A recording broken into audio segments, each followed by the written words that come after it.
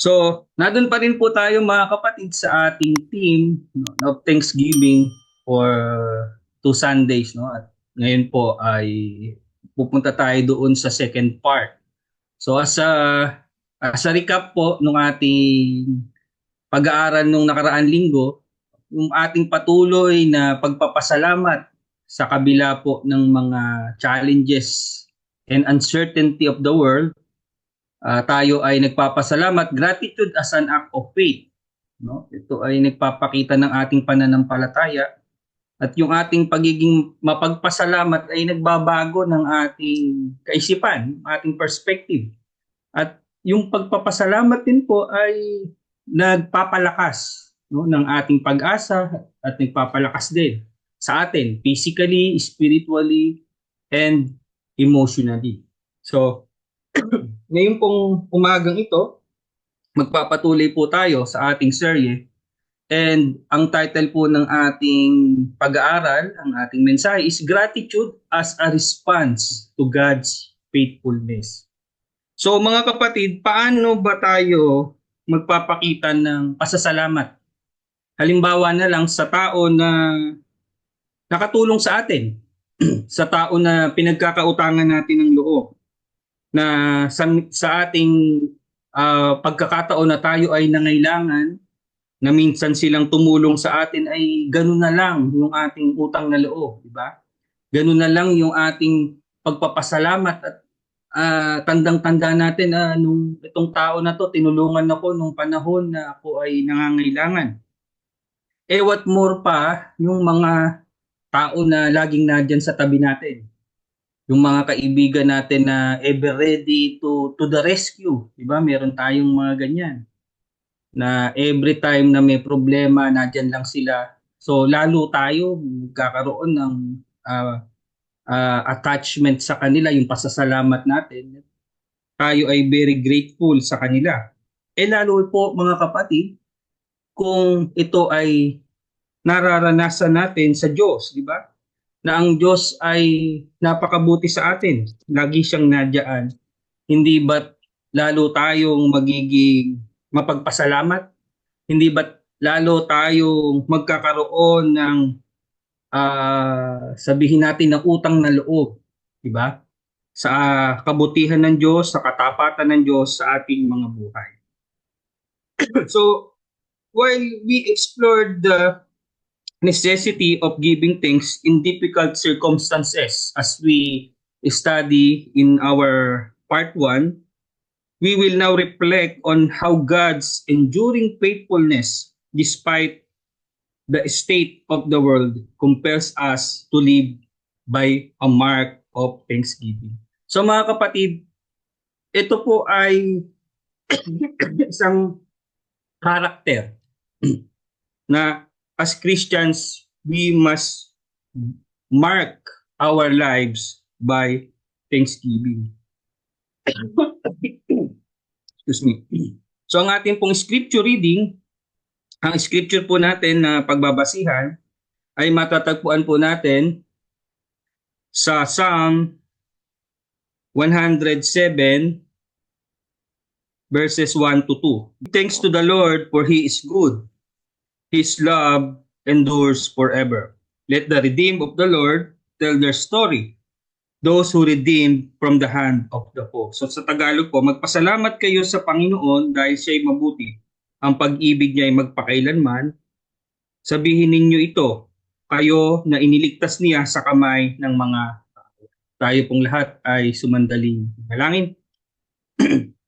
Aming Diyos, aming Ama, muli po ay maraming salamat sa panibagong buhay na idinagdag niyo po sa bawat isa sa amin. Kami ibinangon niyo sa aming mga tahanan. Ngayon po, naririto kami sa kabila ng hindi kami nagtitipon physically, ay nagtitipon kami, Panginoon, in your presence through Zoom, Panginoon. At magkakalayuman kami, Panginoon, physically, ay nagkakaisa po kami spiritually sa diwa, Panginoon, ng pagpupuri at ng pagpapasalamat sa inyo. Samahan niyo po kami, Panginoon, sa aming munting gawain na ito. Gabayan niyo po kami. Ipuin niyo po ako, Panginoon, maging instrumento ng inyong pagpapala sa inyong mensahe sa umagang ito. at sa bawat isa sa amin, Panginoon, na nakikinig, maging kalakasan namin ito, encouragement, at magpatuloy kami sa aming pananampalataya, Panginoon, as we grow, at lumalim pa, Panginoon, ang aming pagkakaisa, ang aming pagmamahalan sa bawat isa. Muli po, samahan niyo po kami sa inyo pong papuri. Pasasalamat sa pangalan ng inyong anak na si Jesus. Amen. So, gratitude as a response to God's faithfulness. So, why must we respond? Bakit ganun yung dapat ang ating yung ating sabihin natin yung pagresponde o yung ating pagsukli doon sa katapatan ng ating Diyos. Dahil sa ating buhay, hindi ba natin naisip na may mga tao na minsan tayong tinulungan, minsan tayong nakahingi ng tulong, isang beses tinulungan tayo, pero the time na kailangan natin uli, okay na ako, labas na ako dyan, sa iba ka na lang humingi ng tulong. Maaring sa buhay natin, naka-experience tayo ng ganun. Pero mga kapatid, sa ating Panginoon, ang ating Diyos ay mabuti at hindi siya nagbabago. At ito po yung unang ibinigay sa atin na ating pag-aaralan. God's faithfulness is unchanging. No. Ang kaibahan po, no, ang maganda sa Christianity, sa ating pananampalataya, kumpara doon sa mga pananampalataya ng mga Griego, doon sa mga goddesses and goddess nung araw. Nung sa Greek mythology, kung naaalala nyo, ang mga Diyos nila, tulad nila Zeus, nila Athena, nila Ares, no, alam niyo yan. No, sila Venus, yung sa Greek mythology, ang kanilang pagkakilala sa Diyos nila, yung mga Diyos nilang sinasamba, katulad ng kanilang mga pag-uugali. No, may similarity sa pagka-human, no? Na sila ay nagagalit din, na sila ay pabago-bago ng isip, nagbabago. Pero ang ating Diyos, mga kapatid, ating Diyos na buhay, ay hindi siya nagbabago. So, sabi po doon sa Psalm 107 verse 1, magpasalamat kayo sa Panginoon dahil siya'y mabuti. Ang pag-ibig niya ay magpakailanman. So nakita po natin ito, mga kapatid, na ang pag-ibig ng Diyos ay hindi nagbabago. At doon po sa Hebrews 13 verse 8, ang sabi, we can trust Him because His nature does not change. Hebrews 13 verse 8, na tayo ay pwedeng magtiwala sa Kanya dahil ang Kanyang nature, no, as a God, hindi po nagbabago. He is the same yesterday, today, and tomorrow. Madalas po nating naririnig yan. At hindi po nauubos, no? Ang kumbaga sa minsan kasi sa buhay natin, sa ating mga tao, no? Kaya nagkakaroon tayo ng pag-iwas, no? Pagtulong, lalo na sa mga bagay na pinansyal. No? Minsan, syempre, akala kasi nila sa atin dito, pinupulot lang yung mga pera. No? Akala nila, kung nasa abroad, ganun kaginhawa, kaganda yung buhay natin, kadaling kumita ng pera. Syempre, may mga times na nakatulong tayo, parang eto na naman to, hihingi na naman ng parang may obligasyon na ba tayo? No? Alam yun, parang nakaband na tayo na parang obligado na laging tumulong. Siyempre, hindi naman ganun tayo, di bali sana kung hindi nauubos yung mga resources natin at talagang sobra-sobra, di ba? Ngunit ito po yung kaibahan ng tao sa Diyos. Ang katapatan ng Diyos, ang biyaya ng Diyos, ang resources ng Diyos, di ba? Hindi nyo yan mauubos. Hindi natin yan ma-exhaust. Kaya ito po yung isang factor talaga din na hindi nagbabago ang Diyos. Ito yung nature ng Diyos. He does not change. Ang maraming katuruan ngayong na kumakalat, no? Especially sa social media, ay iba daw ang Diyos ng New Testament at ng Old Testament. Ang Diyos daw ng Old Testament ay masama, nagpaparusa, pumapatay. Pero ang Diyos daw ng New Testament ay mabuti, no? Pero ang katotohanan niyan, mga kapatid, hindi po nagbabago ang Diyos. Siya ay just, no? Siya ay tapat, siya ay makatarungan. Kung titingnan po kasi natin ang Biblia sa pag-aaral, hindi po kasi pwede tayong mag-jump into conclusion. Kesyo nakita natin na sa gera, hinayaan ng Diyos na makipaggera ang Israel at sa pamamagitan ng ganung gera ipapatay niya ang isang nasyon. No? Kaya sinasabi nila, pumapatay. Tapos dun sa Holies of Holies, pag nagkamali yung mga saserdote, nagkamali sila sa kanilang mga rights, pumasok sila doon ng hindi dapat pumasok, patay. So yun kasi yung ini-equate sa Diyos ng Old Testament. Pero kung titingnan natin, mga kapatid, wala pong nagbabago sa Diyos. Ang nagkakaproblema po doon kasi is yung pagsaway at yung pagsunod, no? Kung susunod, kung titingnan nyo nga, mga kapatid, napakasimple lang ng ng pamumuhay ng isang mananampalataya noon, no? In terms of logic and theology. Nung araw, basta sumunod ka sa Diyos, maging mabuting tao kapag papalain ka. No? Ganoon ang kaakibat ng law, no?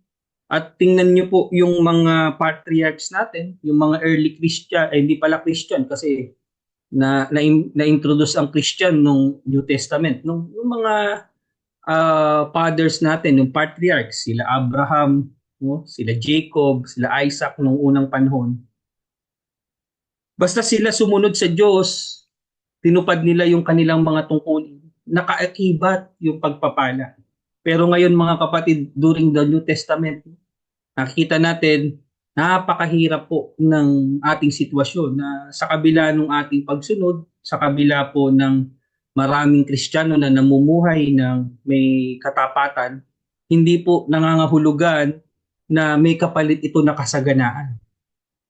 Kaya minsan, ang turo kasi ngayon, sumamba ka sa Diyos, magbigay ka, magano ka, pagpapalain ka, magiging prosperous ang buhay mo. So hindi po ganoon.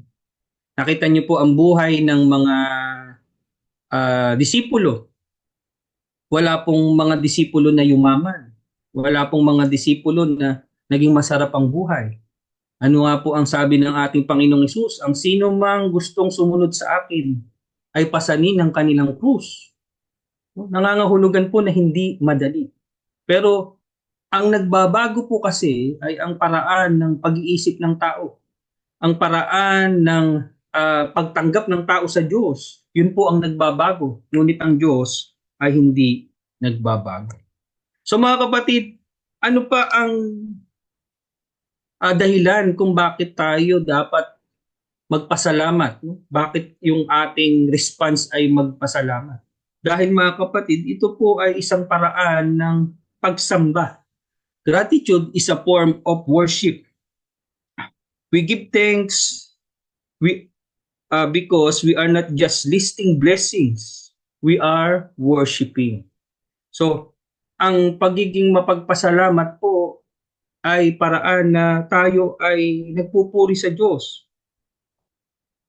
Ang sabi po doon sa Psalm 50 verse 23, the one who offers thanksgiving as his sacrifice glorifies me. Thanksgiving is a spiritual act of worship, a sacrifice that honors God. Sabi po doon sa Tagalog, ang handog ng haing pasasalamat ay lumuluwalhati sa akin at sa kanya na nag-aayos ng kanyang pakikipag-usap, aking ipapakita ang pagliligtas ng Diyos. So mga kapatid, sometimes, no, this is a very clear distinction kapag ikaw'y mananampalataya. We thanks God at ini-incorporate natin yung ating pasasalamat sa ating pagpupuri sa Diyos. Kaya nga mga kapatid, I always I always preach about this, no. Nung nakaraan we study about stewardship. Kasi nga mga kapatid, our giving to God, no, yung ating pagiging managers, yung ating pagiging steward, eh kailangan po yan, tatandaan natin, when we serve God, steward, kailangan po isipin natin na ito ay pag-worship natin sa Diyos eh. Kung titingnan natin, paano ba natin binavalue yung ating pagpupuri sa Diyos, di ba? Kung tayo ay nagpapasalamat at nagbabalik tayo sa ating Panginoon as we study yung ating stewardship, di ba? Hindi po pwede na we are not giving something, no, na proportion doon sa ating pag-worship, di ba? Kung sinasabi natin na tayo ay nagpapasalamat sa Diyos and we are not giving what is right, di ba? Something's wrong. Kaya nga mga kapatid, as we grow in faith, no, ito yung lagi kong sinasabi eh. As we mature doon sa ating buhay mananampalataya, hindi po pwede na naiiwan lagi yung ating pagiging steward. Ang lagi lang natin pinagkakaloob sa Panginoon yung laging yung natitira lang, no?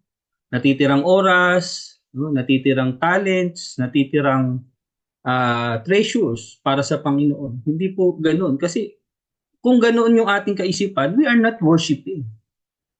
'Di ba? Ano ang sabi ng Biblia, no? Honor God, 'di ba? Love God.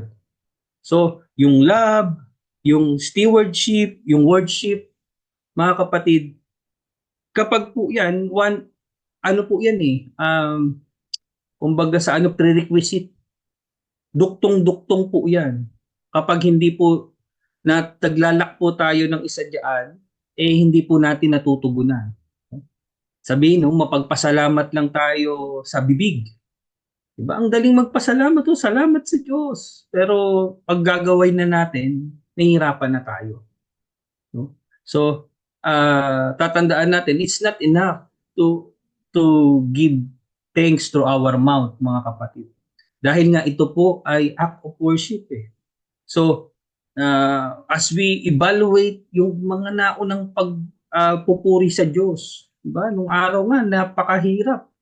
Mag-o-offer sila ng kung ano-ano, magsusunog sila, may mga burnt offering to worship, may mga sacrificial rites, no, kung ano-anong seremonya. Tayo, pupunta sa church, magbibigay o magkonting sakripisyo, yung kung doon sa ating talent, sa ating treasure, sa time. Tapos hindi pa natin maibigay, no, ng buong puso't yung giving best, no? Kasi pag hindi ganun mga kapatid, we are not worshiping. Kasi nga, yung ating intro, ano yung intro natin? Doon sa mga tao nga na pinagkakautangan ng loob, doon sa mga taong gumagawa ng mabait sa atin. Gusto natin maipakita kung paano tayo nagpapasalamat eh. Di ba? What more pa sa Diyos? So ganun yan mga kapatid. It's not enough to give thanks through our words. No? Hindi po sapat yung salamat Lord, salamat, pero kulang tayo sa gawa. No? So, tandaan po natin yan. So, why is gratitude, giving, and worship goes hand in hand? Bakit laging magkakadikit yan? Kasi nga mga kapatid, ang sabi po is, nabanggit na natin yan kanina, sabi dun sa Psalm 50:23, ang naghahandog ng haing pasasalamat ay lumaluwalhati sa akin. At sa kanya na nag-aayos ng kanyang pakikipag-usap sa akin, ipinapakita ang pagliligtas ng Diyos. So, this would lead up to our third point, that gratitude leads to generosity. So, mga kapatid, a heart filled with gratitude. Doon sa ating part 1, sinabi natin yung mga tao na positive thinking, yung mga tao na puno ng pagpapasalamat, sila yung mga lumalakas, gumagaling, di ba? Ay nakikita natin yung epekto ng pagiging mapagpasalamat nila. At dito rin mga kapatid, the gratitude leads to generosity. Kasi mga kapatid, may kilala ba kayo na tao na negative, tao na mareklamo, tao na walang mahirap kasama na generous? Meron ba kayong kilalang ganun? Siguro wala kayong kilalang ganun. O may kilala man kayo, siguro 1 in a million sila. 'Di ba? Kadalasan mga kapatid, pag mga negative thinking, mga mahirap kasama, puro reklamo, sila yung mga loner, ayaw nila. Hindi sila generous, 'di ba? Kaya nga it takes one to attract one, 'di ba? May kasabihan tayo niyan. At yung pagiging positive natin sa buhay, yung pagiging mapagpasalamat natin, mga kapatid, ay nag-attract kasi yan ng blessing, no? At kapag may blessing, may generosity, no? A heart filled with gratitude naturally overflows in generosity towards others. When we realize how much we have received from God, no? Kaya nga minsan mga kapatid, mag-evaluate tayo. Sabi ng Biblia, yung pagiging mapagpasalamat ay nagiging generous daw. Kasi mga kapatid, evaluate natin yung ating mga sarili. Baka kaya hindi tayo nagiging bless kasi hindi tayo nagbe-bless ng iba. Naisip niyo ba yun? Madalas nating naririnig sa mga messages, kaya ka pinagpapala ng Diyos ay para maging pagpapala ka din. Amen? Totoo ba yun? Hindi. Totoo po yan mga kapatid. No? Kaya tayo pinagpapala ng Diyos ay para maging pagpapala sa iba. Kaya kung hindi tayo nagiging pagpapala sa iba mga kapatid, huwag tayo mag-expect na tatanggap din tayo ng pagpapala. So, ano po yan? Yan po ay sabihin natin na a flow of nature. Kaya nga, minsan, hindi naman kailangan ng sobrang spirituality when it comes to generosity. No? Ang kailangan dito is a right perspective. No? Yung kabutihan ng tao, yung kanyang puso na matulungin, yung kanyang pagiging compassionate. What more pa, mga kapatid, kung ikaw ay mananampalataya. Lagi po natin tatandaan that being a Christian is both a privilege and a responsibility. Tandaan po natin yan.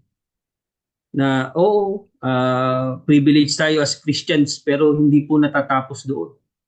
May responsibilidad po tayo mga kapatid. Na hindi lamang sa ating mga kakilala, hindi lang sa ating mga kamag-anak, kaibigan. Yung act of generosity in being a good person mga kapatid.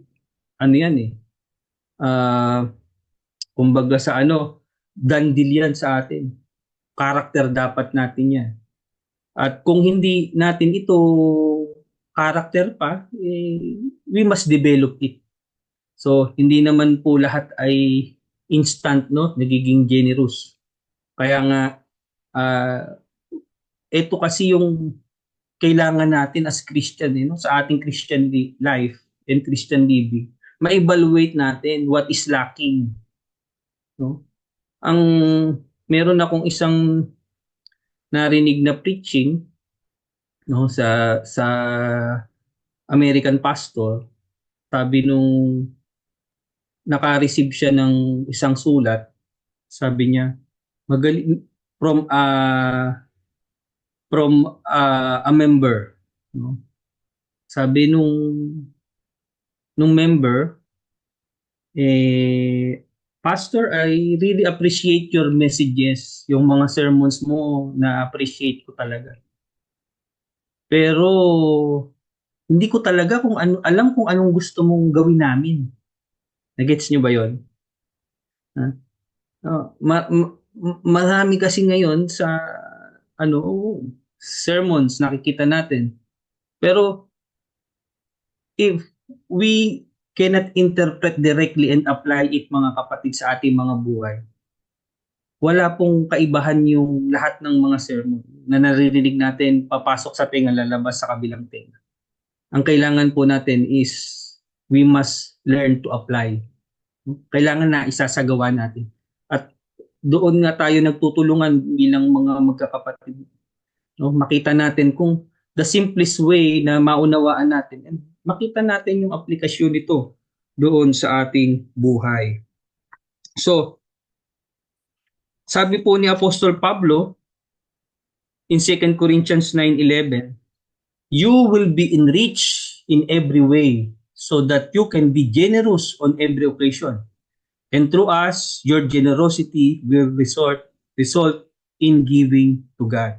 So, kung titingnan po natin, mga kapatid, ang konteksto po nito ay yung pagbibigay sa church, no? At ipinakita ni Apostle Paul dito na lahat naman no? Lahat kasi nung panahon na yon nagsisimula na yung mga persecution sa Christians at lumilimit na yung kanilang mga resources.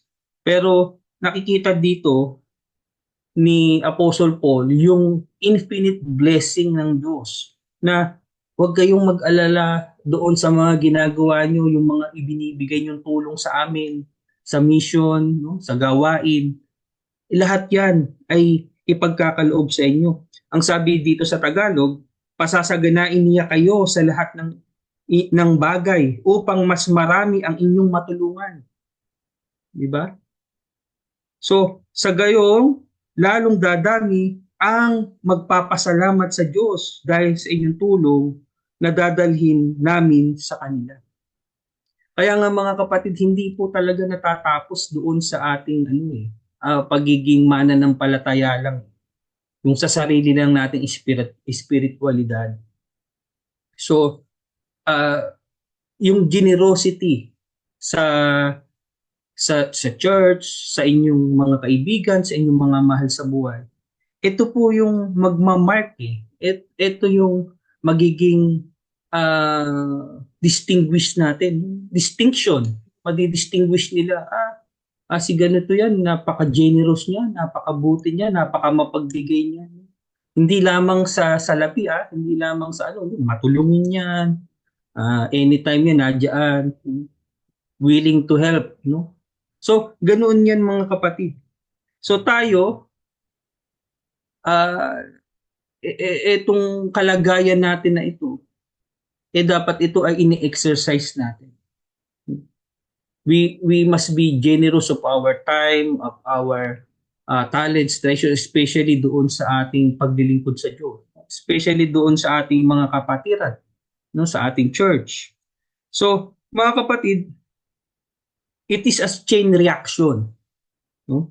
When we give to others, especially in time of global crisis, we reflect God's generosity and spark a chain reaction of gratitude. The blessings God gives us are meant to flow to us, to others, especially those in need. Kaya nga lagi natin sinasabi, tayo, no, ang mga mananampalataya, tayo po ang makabagong kamay at paa ng Diyos. No? Ang kaisipan kasi minsan, bakit ang mga simbahan ngayon, no, especially here in Europe, nakita kasi nila yung simbahan as a business, no? Simbahan as huwad, no? Fake, no? Pera-pera lang negosyo. Pero ang naging problema kasi, nakita kasi yung ano, yung pagpapayaman. Nakita nila yung kagarbuhan at hindi nila nakita yung reaching arms, no? Yung reaching arms ng Diyos through dun sa church, no? Kung tutuusin nga, mas marami pa ang mga NGO na may charity, no? Mas marami pa ang mga independent groups o non-religious organizations na gumagawa ng charity kaysa sa church, no? Totoo po 'yan. Na ang dapat na main arms, no, main sector na gumagawa ng charity is the church, no? Dahil yan ang design ng araw. Eh. Yan po ang gusto din ng ating Panginoon na makilala ang mga mananampalataya na matulungin, makilala ang church as yung daluyan ng pagpapala na yung pagmamahal ay maipakita sa pamamagitan ng mga Kristiyano. No, pero sa kasamaang palad po ay hindi po yan nakikita. No? At mas marami pang mga non-Christian organization ang involved sa pagtulong. So mga kapatid, sa lahat po ng sitwasyon, let us be a people that is recognized by God's goodness. Celebrate His enduring love and testify to His power in our lives. Sa atin pong pag-reflect, no, sa ating pagbubulay-bulay, mga kapatid, ano ba yung response natin sa kabutihan ng Diyos sa ating buhay?